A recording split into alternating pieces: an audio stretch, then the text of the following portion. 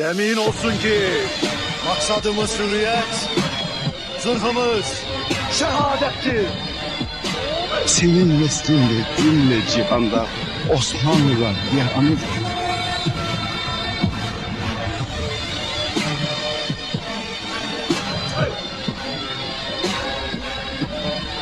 İşte o zaman bu otağı cihanın merkezi olur.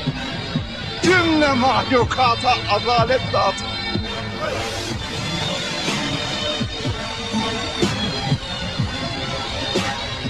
Atam Oğuz Kağan'ın ruhuna and içerim ki yüreğin soğumamıştır.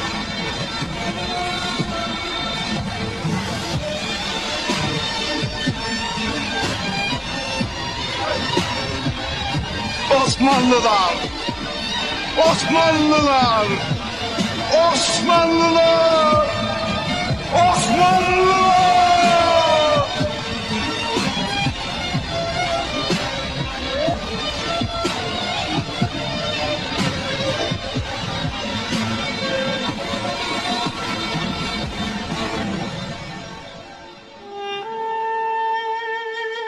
Allah Allah diyen gaziler aşkına.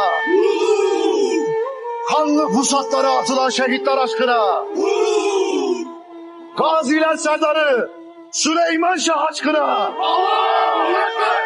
Bizden zafer bekleyen Yiğitler Sultanı Ertuğrul Gazi aşkına. Allahu Ekber! Allahu Ekber! Allahu Ekber!